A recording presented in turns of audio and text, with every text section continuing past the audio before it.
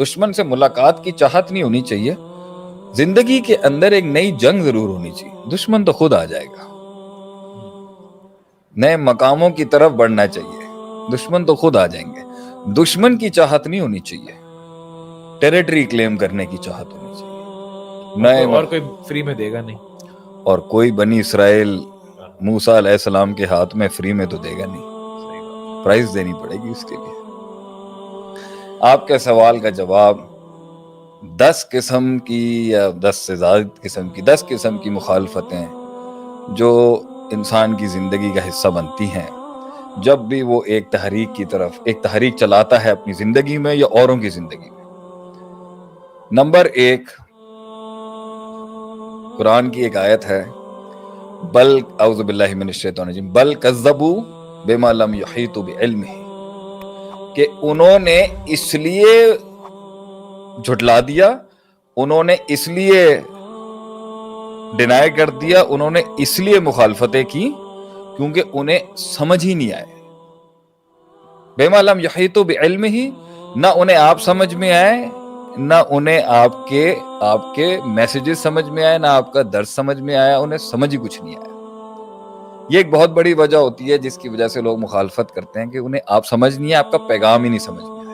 A lot of people will oppose you کیونکہ آپ کی باتیں، آپ کی کمپنی، آپ کی آرگنائزیشن، آپ کے کام، آپ کے فیصلے، آپ کی چوائسز، آپ کی سلطنت، آپ کے معاملات، آپ کا رہن سہن، آپ کی چیزیں کمیونیکیشن گیپ کی وجہ سے یا کسی اور گیپ کی وجہ سے یا کوئی اور بات تھی، انہیں سمجھ ہی نہیں آئی. وہ سمجھ ہی نہیں سکے، وہ ادراک نہیں کر سکے تو وہ مخالف ہو جائیں گے. تو ایک پارٹی زندگی میں آپ کو ایسی ملے گی جنہیں because they couldn't understand you، وہ آپ کو سمجھ نہیں سکے، وہ آپ کے مخالف ہو جائیں گے. بلکہ شعیب علیہ السلام کو تو ان کی قوم نے بڑے عجیب ہی جملہ کہا جب انہوں نے حق کی دعوت پیش کی، حق کی تحریک کا اعلان کیا اپنی قوم کے آگے، تو انہوں نے کہا ما نفقہ کثیرا مما تقول، ہمیں تو تمہاری بات کی گہرائی نہیں سمجھ میں آتی. تو کبھی کبھی لوگوں کو سمجھ نہیں آ رہا ہوتا وہ مخالفت کر دیتے ہیں، اور کبھی کبھی لوگوں کو بہت زیادہ سمجھ میں آ جاتا ہے جس وجہ سے وہ مخالفت کر دیتے ہیں. کبھی کو تو بالکل نہیں سمجھ میں آ رہا ہوتا.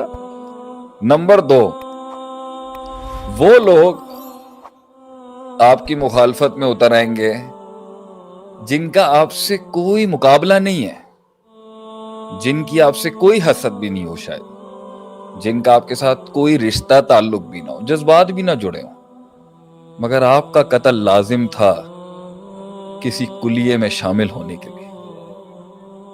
آپ کا قتل لازم تھا خود کو معصوم ثابت کرنے کے لیے.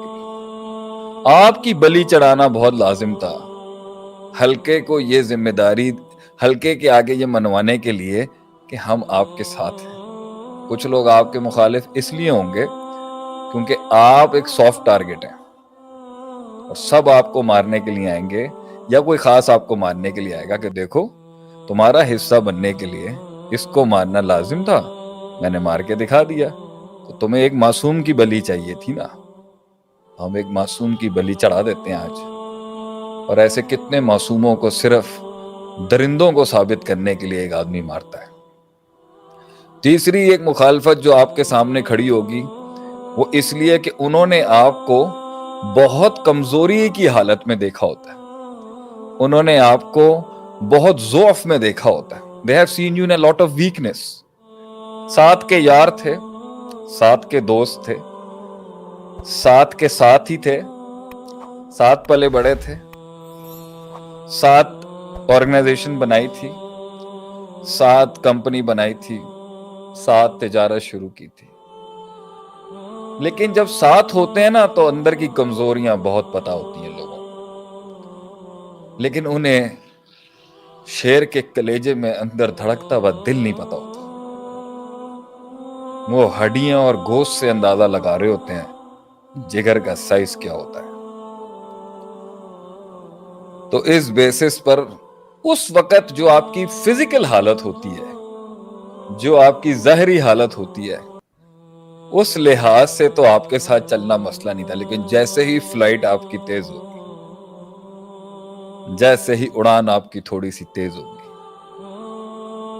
لازم تھا ان کا کہ ہمارے قتل کا رواج پیدا ہوتا، لازم تھا ان کا.